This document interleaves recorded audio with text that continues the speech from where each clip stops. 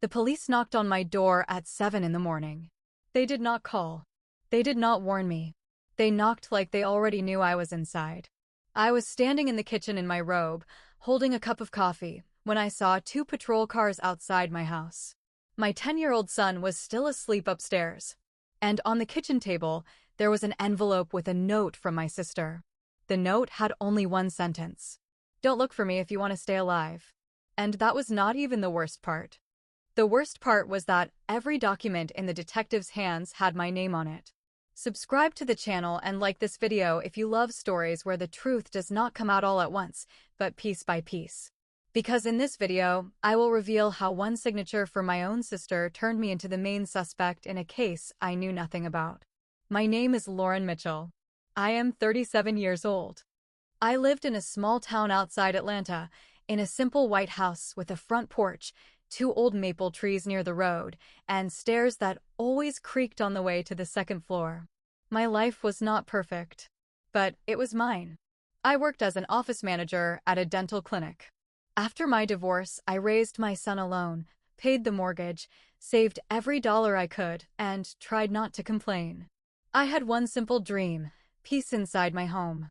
Peace had become almost a luxury to me.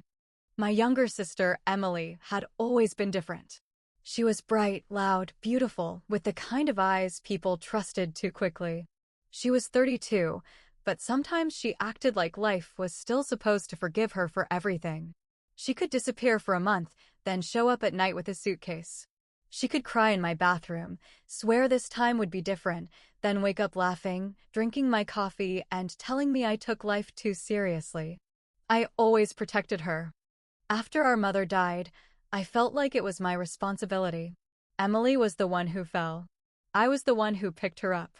That was how it had been for years, and I did not even notice how deeply I had accepted that role. She called me on a Monday evening. I was sitting at the kitchen table, sorting through bills. Mortgage, insurance, electric bill, my son's school trip, which I still did not know if I could pay for by Friday. My phone vibrated, and her name appeared on the screen.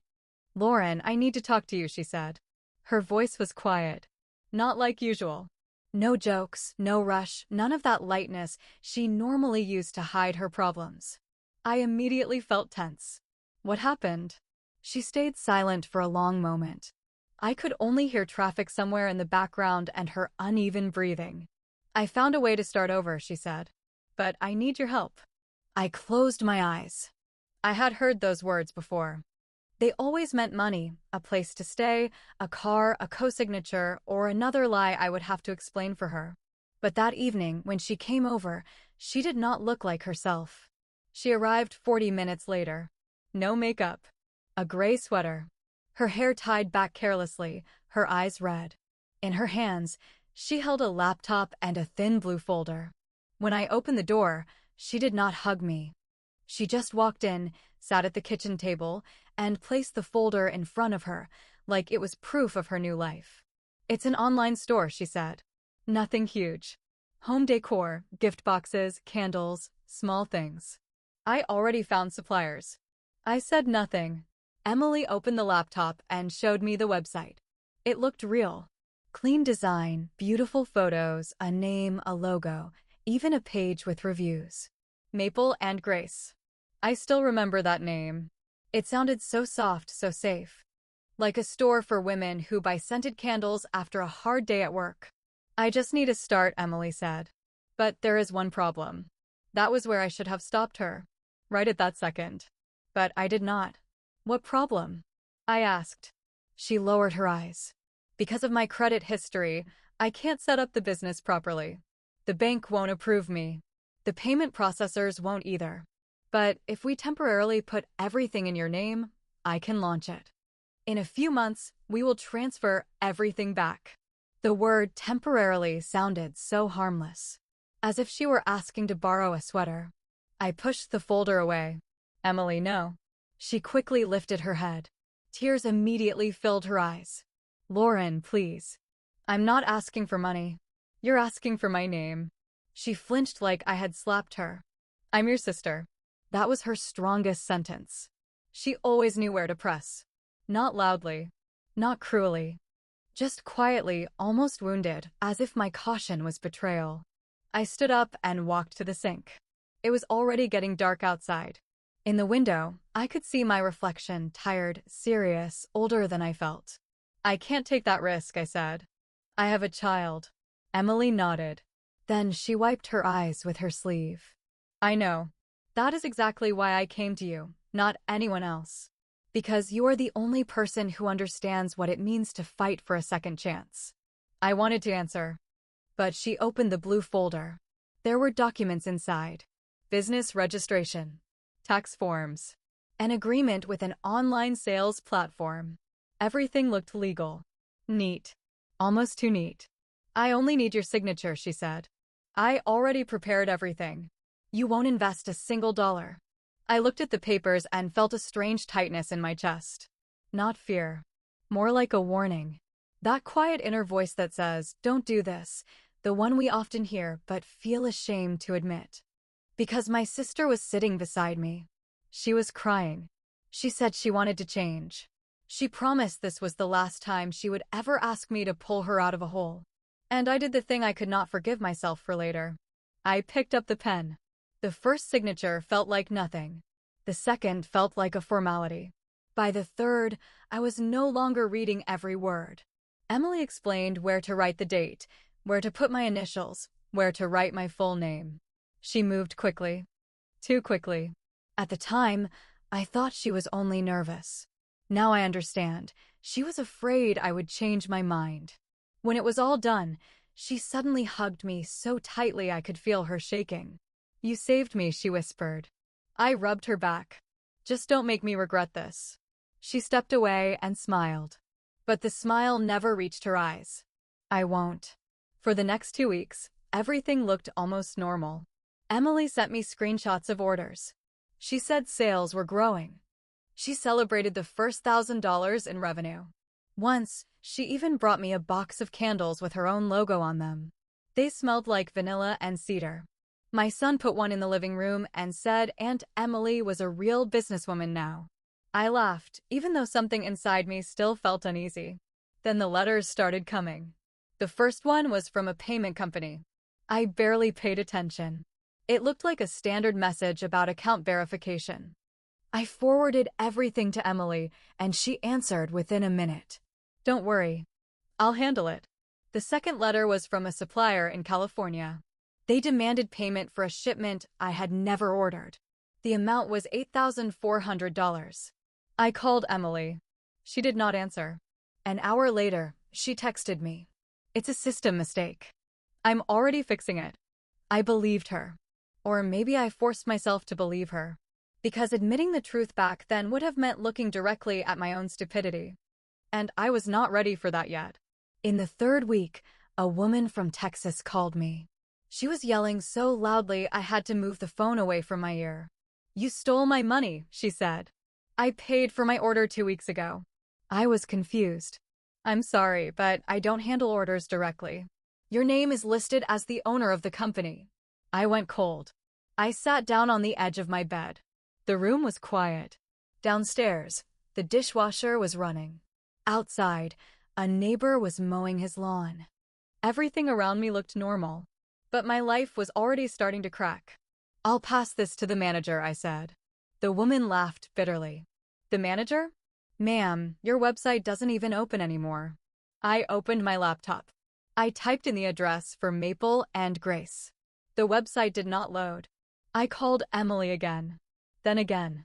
Then I sent her 5 messages. None of them were answered.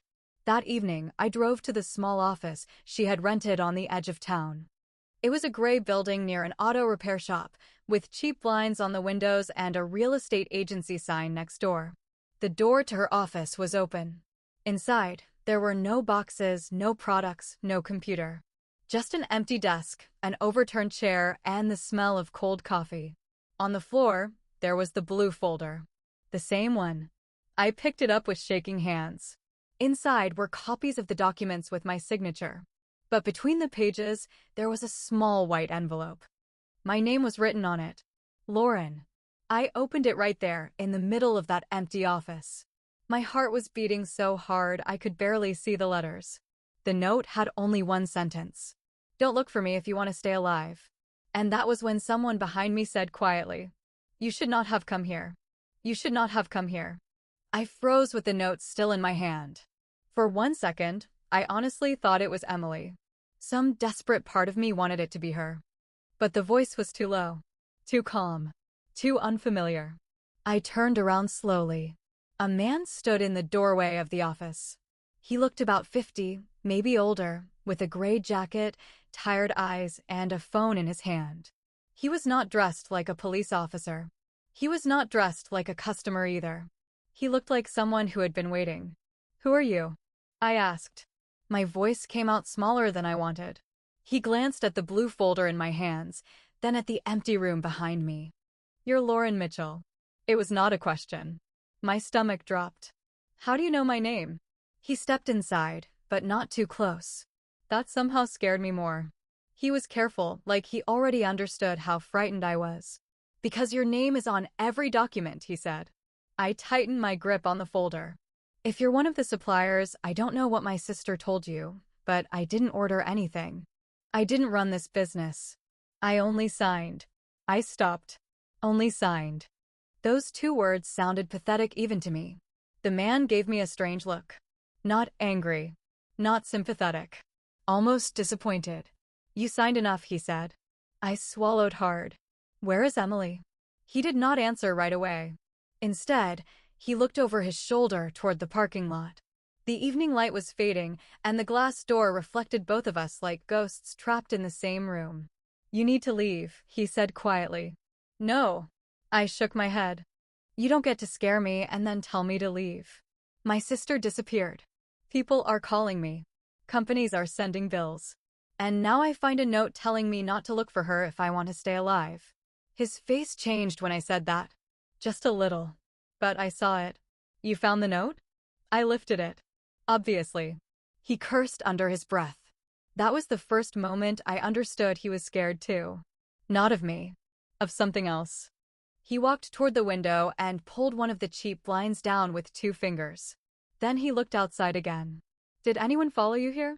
I almost laughed, but nothing about it was funny. I'm a dental office manager from a suburb, not a spy. That's not an answer. His tone sharpened. I looked through the glass door.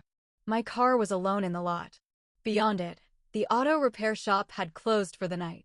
A few streetlights flickered on. I don't think so, I said. You don't think so?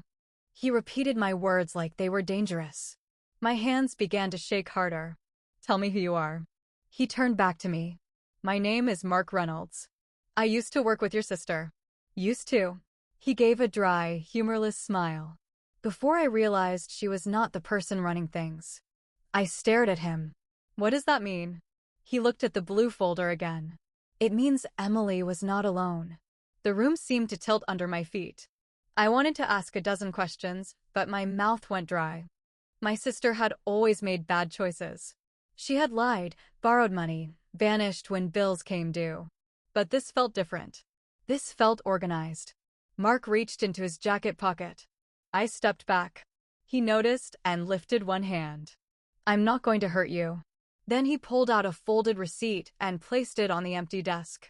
Your sister paid cash for this office 3 months in advance, he said.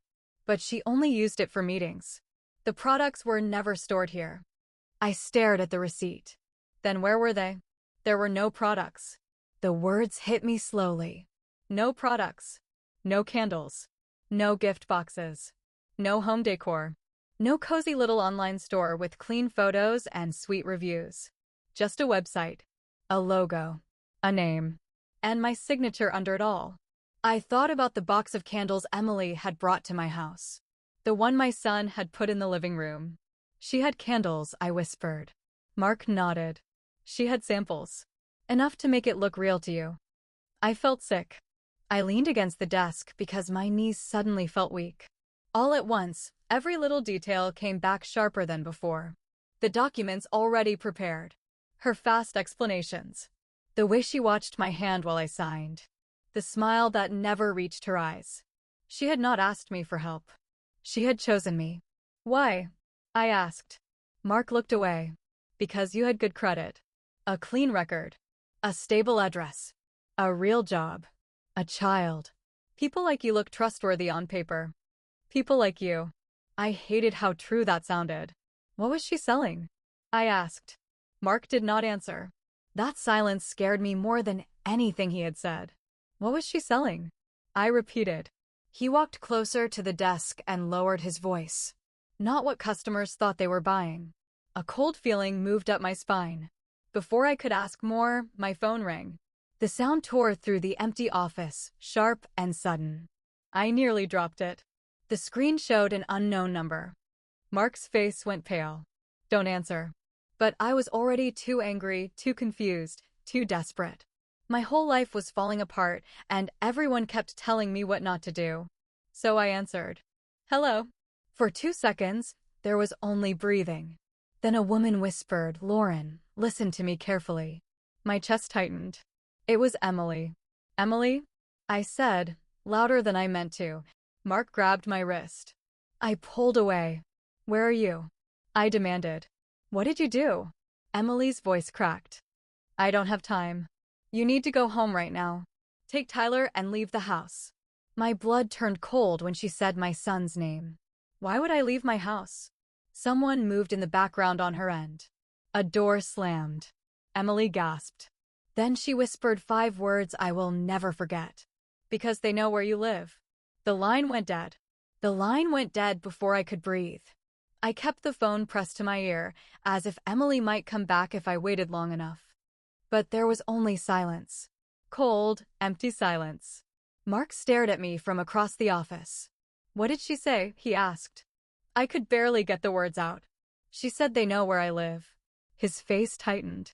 Then he asked the one question that made my stomach twist. Did she mention your son? I looked at him.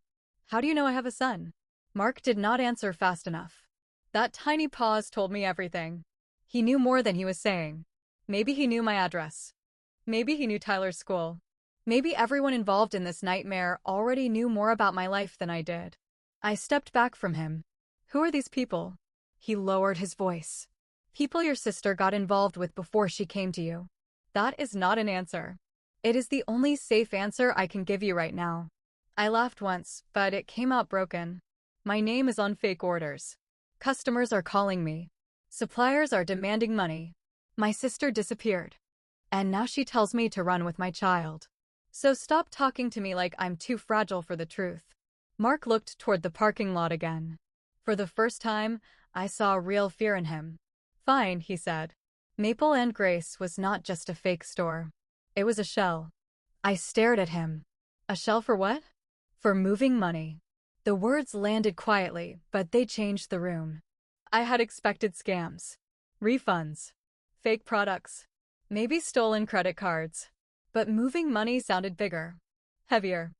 Like something that did not end with angry phone calls. I gripped the edge of the desk. How much money? Mark hesitated. More than you can explain. My throat closed. Under my name? He looked at me. Yes. For a second, I could not hear anything. Not the traffic outside. Not the buzzing fluorescent light above us. Not even my own breathing. I only saw my signature. Over and over again. On forms I barely read. On accounts I did not understand. On a business I never wanted. I had thought I was helping my sister stand up. Instead, I had handed her my identity. Mark reached for the blue folder. I pulled it away. No. This is mine now. You don't understand what is in there. Then explain it. He rubbed his face with both hands. He looked tired. Not guilty exactly, but worn down by something ugly. There were multiple payment accounts, he said. Not one. Not two. Several. Orders came in from real people, but the transactions were routed through different processors. Refunds went to different cards. Vendor payments were created, canceled, and redirected. I shook my head. I don't know what that means. It means the store made dirty money look like normal sales. My knees weakened again. I thought of the woman from Texas screaming at me. The supplier in California. The clean little logo. The candles smelling like vanilla and cedar. It was all a costume. And I had been dressed as the owner. I need to call the police, I said. Mark's expression changed. No. Yes. Lauren, listen to me. No, you listen. I am not protecting Emily from this. This is not about protecting Emily. His voice dropped. If you walk into a station with only that folder, you will not look like a victim. You will look like the person in charge. I hated him for saying it. Because deep down, I knew he was right. My name was on everything. My address. My social security number. My bank details. My clean record. My careful little life. Emily had not just betrayed me. She had made me believable. I grabbed my purse and the folder. I'm going home for my son. Mark moved toward the door. I'm coming with you. No, you're not. You heard what Emily said. I also heard you admit you worked with her. He stopped. That landed. For a moment, neither of us spoke. The office felt smaller now, like the walls had moved closer while I was not looking. I helped build the website, he said finally. That is all I thought I was doing. You expect me to believe that? No. I expect you to stay alive long enough to find out. I wanted to slap him. I wanted to cry. I wanted to wake up in my kitchen before Emily ever arrived with that blue folder. Instead, I ran to my car. The drive home felt unreal. Every car behind me looked suspicious. Every red light felt too long. I kept checking the rearview mirror, my hands tight around the wheel, while Emily's warning repeated in my head. Take Tyler and leave the house. They know where you live. I called my neighbor, Mrs. Walker, who lived across the street. She answered on the fourth ring. Lauren, can you look outside? I asked. Is everything okay at my house? There was a pause. What do you mean? Just look, please. I heard movement. A door opening. Her little dog barking in the background. Then her voice changed. Lauren, there's a black SUV parked near your driveway. My heart slammed against my ribs. Is anyone inside? I can't tell. The windows are dark. I pressed the gas harder. Is Tyler okay? I don't know, honey. I can see his bedroom light is on. His bedroom light. Tyler always slept with it off. My vision blurred, but I forced myself to stay steady. I could not fall apart. Not while my child was in that house. I'm 2 minutes away, I said. Should I call 911? I opened my mouth to say yes. Then I saw headlights in my rearview mirror. The same black SUV turned onto the road behind me. Slowly. Smoothly. Like it had been waiting for me to come home. The black SUV followed me all the way down my street. I saw it in the mirror, moving slowly behind me, never too close, never far enough to feel accidental.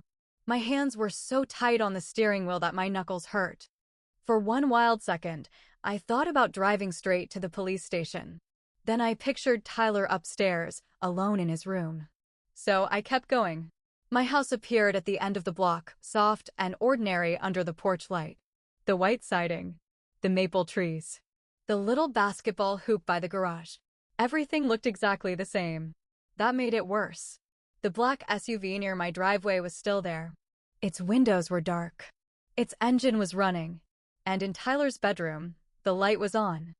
I did not pull into the driveway. Something inside me told me not to. I drove past my own house, slow enough to see the front porch, but fast enough not to stop. As I passed, my phone buzzed in my lap. It was Mrs. Walker. Lauren, she whispered, Tyler is with me. My whole body almost collapsed. What? He came over 5 minutes ago. He said someone knocked at your back door. I could barely breathe. Is he okay? He's scared, but he's okay. I turned onto the next street and parked behind a row of hedges. My heart was beating so hard I could feel it in my throat. Do not let him leave, I said. Lock your doors. They're locked. I closed my eyes for half a second. Then Tyler came on the phone. Mom? His voice broke me. I'm here, baby. Stay with Mrs. Walker. There was a man outside, he whispered. I didn't open the door. You did the right thing. Aunt Emily called me. My eyes opened. What did you say? She called my tablet. She said I had to leave the house right now. She said not to wait for you. I sat frozen in the car. Emily had warned him too. For the first time that night, I did not know whether my sister was the person who ruined my life, or the only reason my son was still safe. A car pulled up behind me. I jumped so hard I hit my elbow against the door. It was Mark. He got out with both hands visible, like he already knew I was ready to scream. I rolled the window down just enough. Get away from me. Lauren, listen. You cannot go inside. My son is across the street. I know. That one sentence turned my fear into rage. How do you know that? Because Emily told me she would try to get him out. I stared at him. You talked to her? Not tonight. Then how would you know? He looked toward my house. Because this was the plan. The plan. Those words made the air leave my lungs. What plan? Mark swallowed. Emily was supposed to disappear. You were supposed to be blamed. But Tyler was not supposed to be home when it happened. I opened the car door and stepped out. When what happened? Before he could answer, the black SUV near my house started moving. Slowly, it pulled away from the curb and rolled down the street. It passed under a streetlight, and for 1 second I saw the driver's face. I did not know him, but he knew me. He looked directly at me as he drove past. No panic. No surprise. Just recognition. Like I was exactly where he expected me to be. Mark grabbed my arm. Do not stare at him. I yanked away. I am done taking orders from you. Then take facts. His voice dropped. Your name is not only on Maple and Grace. I went still. What? There are 3 other businesses. The night seemed to stretch around me. No. In Georgia, Nevada, and Florida. No. All opened with your information. I shook my head, but the denial felt useless. That is impossible. It started before you signed the papers. My stomach turned. Before I signed. That meant Emily had not only used my name. She had prepared my life like a trap before she ever sat at my kitchen table and cried. How? I whispered. Old tax records. Your social security number. Copies of your driver's license. Maybe from your divorce files. Maybe from your mother's house. I covered my mouth. This was not a bad decision anymore. This was not a sister borrowing my name. This was just insanity. My careful life, my clean record, my home, my child, my whole identity had been turned into a costume for strangers to wear. How much money? I asked. Mark did not want to answer. That told me enough. Tell me. He looked at me with tired eyes. Almost $300,000 moved through accounts tied to you. For a moment, I could not stand. I leaned against my car and stared at my house. My porch light glowed warmly. A small wreath still hung on the door. Tyler's bike was lying near the garage. It looked like home, but it had become evidence. Then I saw something on the porch. A small brown package sat against my front door. It had not been there when I drove past earlier. Mark saw it too. Lauren, he said quietly, do not touch that. But I was already walking. He followed me, whispering my name, but I did not stop. I crossed the lawn, climbed the porch steps, and stared down at the package. There was no shipping label. Only my name, written in black marker. Inside the package was one of Emily's candles. Vanilla and cedar. The same scent she had brought into my living room, smiling like she had finally become someone new. But this candle was different. The wax had been cut open. Hidden inside was a small flash drive. My hands trembled as I picked it up. Mark stood behind me, silent now. I looked at him. What is on this? His face had gone pale. Before he could answer, my phone buzzed again. An unknown number. I answered without speaking. Emily's voice came through, weak and shaking. Lauren, if you found the drive, don't trust Mark. I turned slowly. Mark was still standing on my porch. And in his right hand, he was holding a gun. For 1 second, I forgot how to move. Mark stood on my porch with the gun low at his side. He was not pointing it at me, but that did not make it better.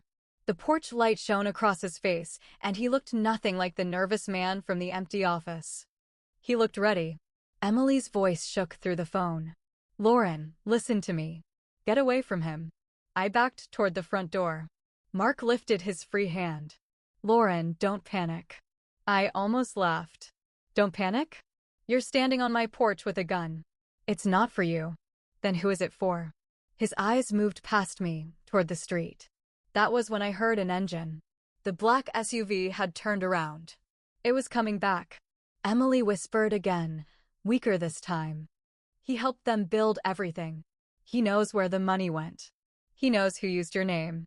Mark's jaw tightened. That is not the whole truth. I kept the flash drive clenched in my fist. Then say the whole truth. He looked at the phone in my hand. Emily is lying because she is scared. She said not to trust you. She should have said not to trust anyone. The SUV slowed near my driveway. My body went cold. Across the street, Mrs. Walker's living room lights were on. Tyler was in that house. My child was close enough to see the porch if he looked through the window. I could not let this reach him. I stepped down from the porch, still facing Mark. If that drive clears my name, I'm taking it to the police. Mark's face changed. You take that to the wrong officer, and it disappears. What does that mean?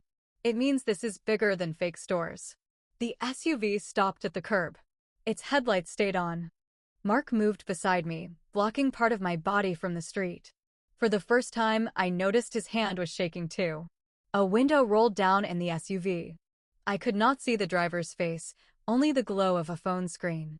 Then my phone buzzed with a text from an unknown number. Give us the drive.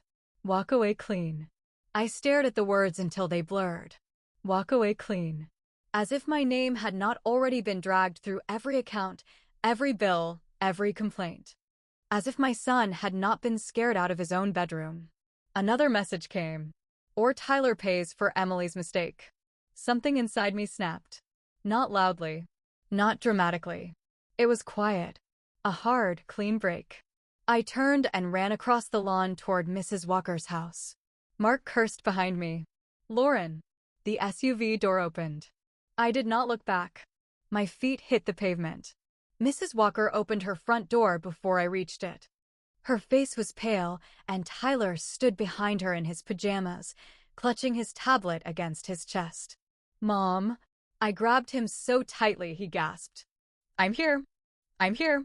Mrs. Walker locked the door behind us. Mark ran up to the porch seconds later and banged once with his palm. Lauren, open the door. Mrs. Walker whispered, Do you know that man? I don't know anymore. Tyler looked at me with wide, terrified eyes. Mom, why is Aunt Emily in trouble? I could not answer him. Because I did not know where Emily's guilt ended and her fear began. The phone rang again. This time, it was Emily. I answered and put it on speaker. Emily, who are these people? She sobbed once. I tried to get out. Out of what? There was a long pause.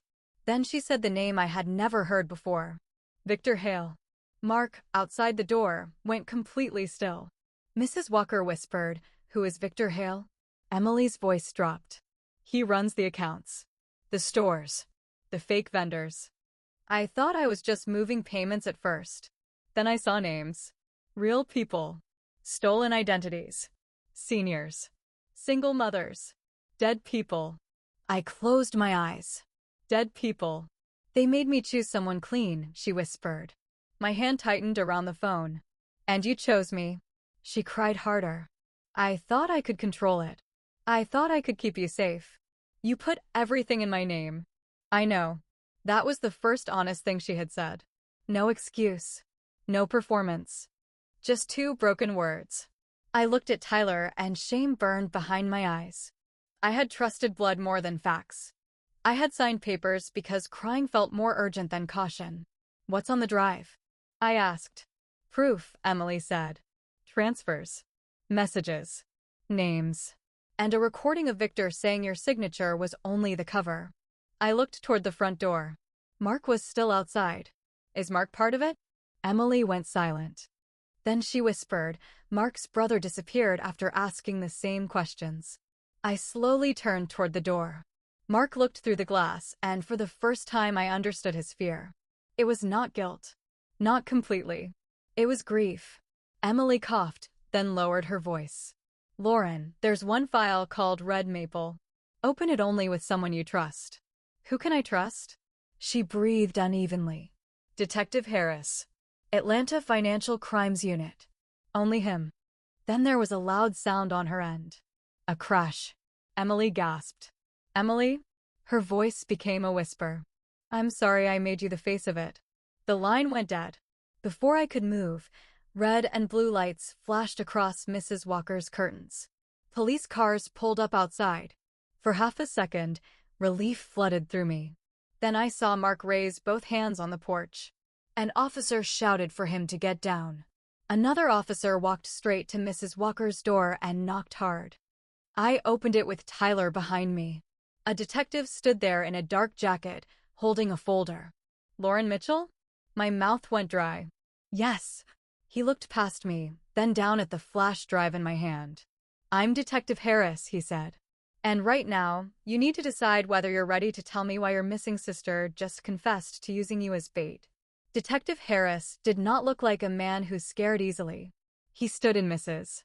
Walker's doorway with rain on his jacket, one hand near his badge, the other holding a folder with my name printed across the front. Behind him, Mark was on his knees on the porch. Two officers had their weapons aimed at him. My son was behind me, gripping the back of my shirt with both hands. And I was standing there with the flash drive in my palm, realizing one terrible thing. If Emily was telling the truth, that tiny piece of plastic was the only thing separating me from prison. Detective Harris looked at Tyler, then lowered his voice. Is there somewhere your son can stay tonight? Mrs. Walker stepped forward immediately. He can stay with me. I turned to Tyler. His eyes were red, but he was trying not to cry. Mom, are you going to jail? That question broke something in me. I crouched in front of him and held his face in my hands. No, baby. I am going to fix this. Even as I said it, I did not know if it was true. But mothers say things like that when the truth is too heavy for a child. Detective Harris waited until Mrs. Walker took Tyler into the living room. Then he looked back at me. May I see the drive? I closed my fingers around it. Emily told me to trust only you. His eyes changed slightly. When did you speak to her? 10 minutes ago. Did she say where she was? No. Did she mention Victor Hale? The name made Mark lift his head from the porch. Detective Harris noticed. So did I. Yes, I said. She said he runs the accounts. Harris turned to one of the officers. Take Mr. Reynolds to the car. Do not book him yet. Mark looked straight at me. Lauren, don't let them open Red Maple on a police computer. Harris snapped his head toward him. What did you say? Mark did not answer. The officers pulled him up. He kept looking at me until they pushed him into the back of a patrol car. Detective Harris turned back to me. Where did you hear that file name? I swallowed. Emily told me there's a file called Red Maple. For the first time, the detective looked truly unsettled. Not shocked. Not confused. Unsettled. Like I had just said something I should not have known. He stepped closer. Lauren, I need you to listen carefully. The flash drive may contain evidence in an active federal investigation. If you keep it, you put yourself and your son at risk. I was already at risk before I knew it existed. That is true. His honesty caught me off guard. Most people had been telling me half-truths all night. Emily. Mark. The people in the SUV. Even myself. But Detective Harris said the one thing nobody else had. The danger was real. I handed him the flash drive, but I did not let go right away. My name is on everything, I said. I know. I signed papers. I know. I did not know what she was doing. He looked me in the eye. Then help me prove that. At the station, everything felt too bright. The lights hummed above me. The chair was hard. A vending machine buzzed somewhere down the hall. I kept smelling vanilla and cedar, even though the candle was miles away on my porch. Detective Harris placed a recorder on the table. He asked me to start from the beginning. So I did. I told him about Emily crying at my kitchen table. The blue folder. The website. The fake candles. The first bill. The angry woman from Texas. The empty office. Mark. The SUV. Tyler leaving the house. With every sentence, I felt smaller. Not because I was lying. Because the truth made me look stupid. Harris did not interrupt much. He only wrote notes and asked for exact times. That somehow made it worse. My pain was becoming a timeline. When I finished, he slid several printed pages across the table. Have you seen these companies before? My hands trembled as I looked down. Maple and Grace. Silver Bay Home. Luna Parcel Group. Northline Vendor Services. All registered with pieces of my identity. all connected to addresses I had never seen. All created before Emily ever came to my house with that folder. I felt sick.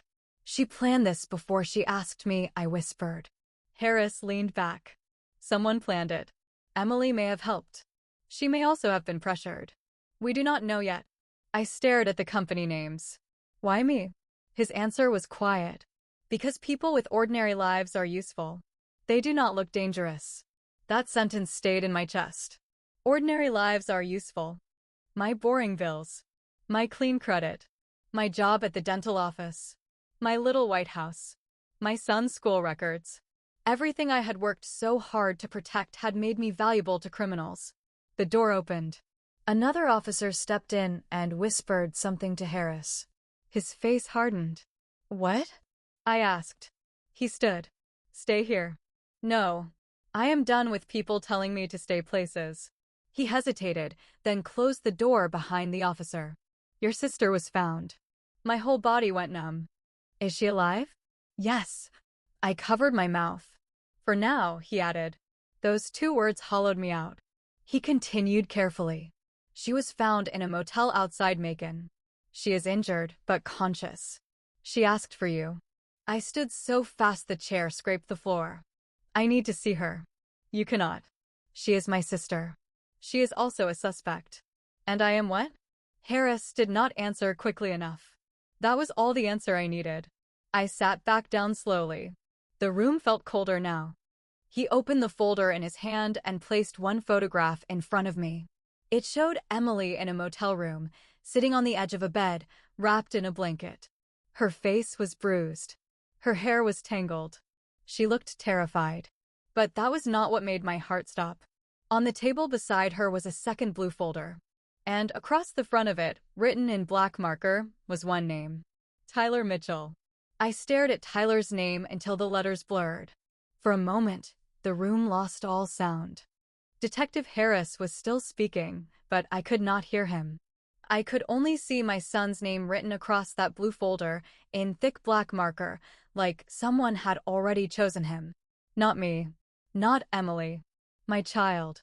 What is that? I whispered. Harris did not answer fast enough. I stood up again, slower this time. What is in that folder? He looked at the photograph, then back at me. We do not know yet. You found it beside my sister. Yes. And you didn't open it? It is being processed. I laughed once, but it came out sharp and ugly. Processed? That is my son's name. I understand. No, you don't. My voice cracked. You don't understand what it feels like to see your child's name sitting beside your beaten sister in a motel room. Harris stayed calm, but his jaw tightened. Lauren, this is exactly why you need to cooperate carefully. I have been cooperating since 7 o'clock this morning. He leaned across the table. And that may be the only reason you are not in handcuffs right now. The words hit me like cold water. I sat back down. For the first time, I understood the thin line I was standing on. Victim on one side, suspect on the other. One wrong answer, one missing detail, one document I forgot signing, and I could lose everything. Harris lowered his voice. Victor Hale's group does not only use adults. Sometimes they prepare backup identities. Children are valuable because their records are clean for years. I felt the blood drain from my face. No, I'm not saying they succeeded. No, but the folder means they had information. My hands curled into fists on the table. I thought of Tyler's tablet, his school forms, medical insurance, the copy of his birth certificate I kept in the hallway drawer. Then I remembered something. The week after Emily came to my house, she took Tyler to get ice cream. She said she wanted to spend time with her favorite nephew. She came back laughing, with chocolate on her sleeve and a photo of them smiling outside the shop. That night, Tyler told me Aunt Emily had helped him log into his school app because his tablet froze.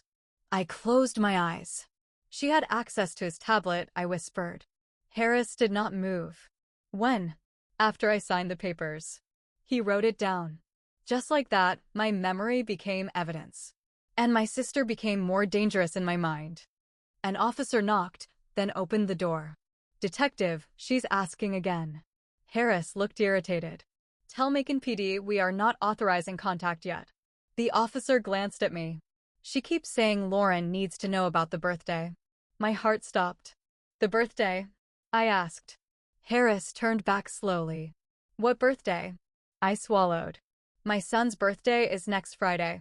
The room went still. Harris looked at the officer. Get the call connected. Now.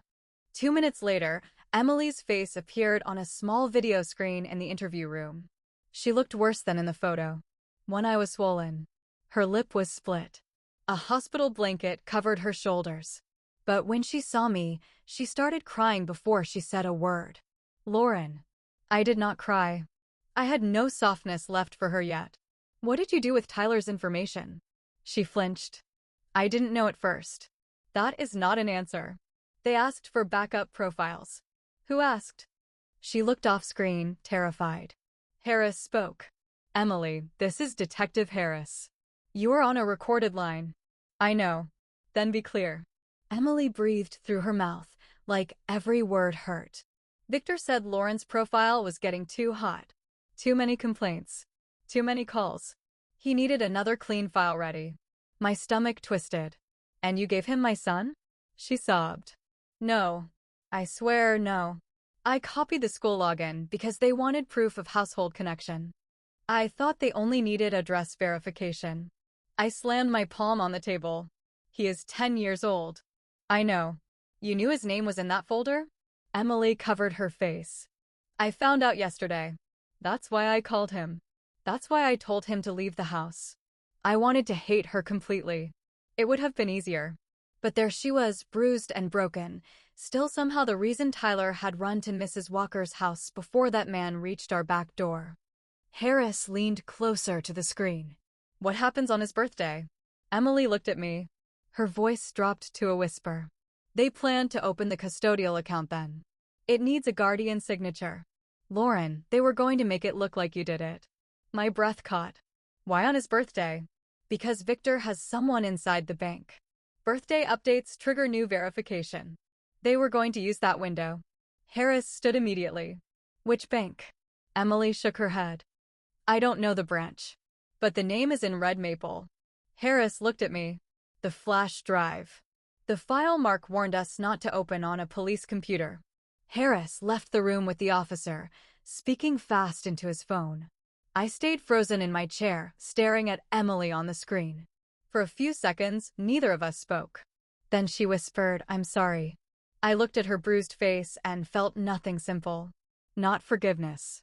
Not hate. Just a deep, exhausted ache. You didn't just ruin my life, I said. You made my son part of your escape plan. Emily cried harder. I was trying to save him by the end. But you used him at the beginning. She had no answer.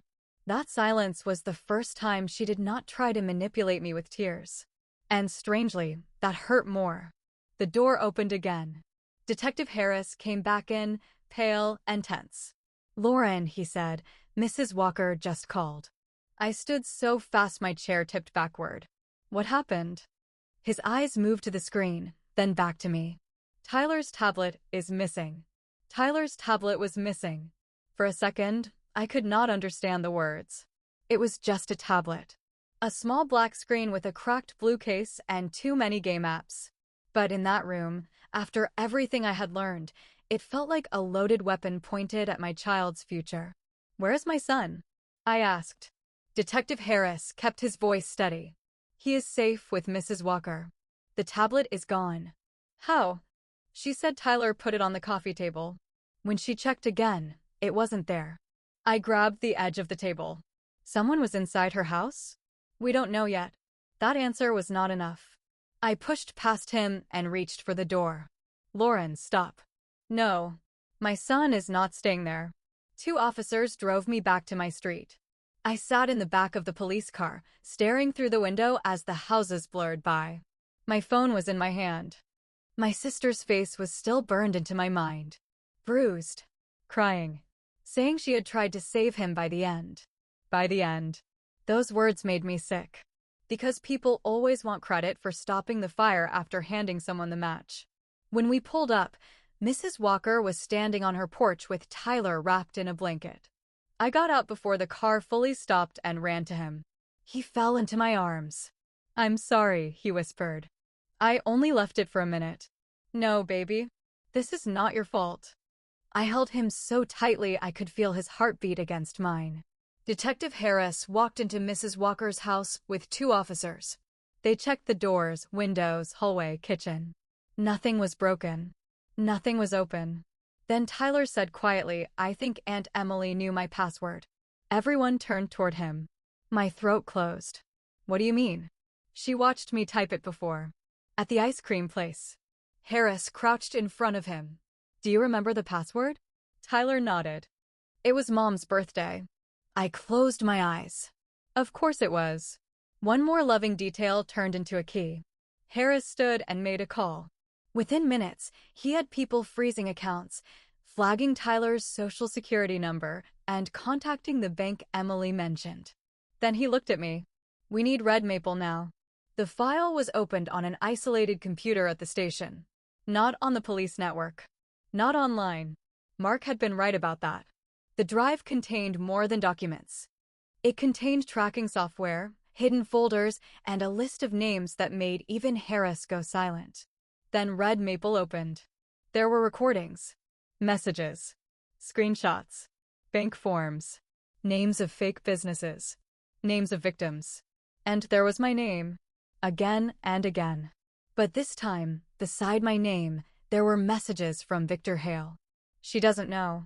Keep her clean. We need her believable. I stared at that sentence until my eyes burned. For weeks, I had feared that no one would believe me. But the proof had been there, hidden inside the very trap Emily left behind. Then Harris found the file marked Tyler. Inside were draft forms for a custodial account, copies of school records, our address, my birthday, his birthday, and a fake digital signature prepared under my name. I covered my mouth and turned away. That was the moment I finally cried. Not because of the money. Not because of the police. Not even because of Emily. I cried because I had opened my door to someone I loved, and the danger had walked right past me into my son's life. Victor Hale was arrested 2 days later. Not alone. 3 other people were taken in. One worked with payment accounts. One handled fake vendors. And one, just like Emily said, worked inside a bank. Mark's brother had not disappeared because of debt or drugs, like people had whispered. He had disappeared after trying to expose the same network. Mark had spent a year pretending to cooperate, hoping to find proof. Emily survived. She was charged too. I wish I could say I ran to her and forgave her because she helped save Tyler at the end. But life is not that clean. She betrayed me before she warned me. She used my name before she tried to protect it. Both things were true. At her hearing, she looked at me from across the room and mouthed, "I'm sorry." I nodded once. That was all I had in me. It took months to clear my name. Months of forms, calls, frozen accounts, affidavits, credit reports, interviews, and nights when I checked Tyler's breathing like he was a baby again. My house stopped feeling safe for a while. Every unknown number made my hands shake. But slowly, the quiet came back. Not the old quiet. A different one. The kind you build after you finally learn that love without boundaries is not loyalty. It is a door without a lock. I still think about that blue folder. I think about my signature. My sister's tears. The way I ignored every warning because guilt sounded louder than common sense. And sometimes, late at night, I wonder what would have happened if Emily had never called Tyler. That is the part one cannot fully forgive. Because she saved him from a danger she helped bring to our door. And maybe that is the lesson I live with now. Some people can love you and still destroy you. So when someone asks for your name, your credit, your signature, or your silence, do not only listen to their tears. Listen to the part of you that goes cold. Because sometimes, that fear is not fear at all. Sometimes, it is the last honest voice trying to save your life.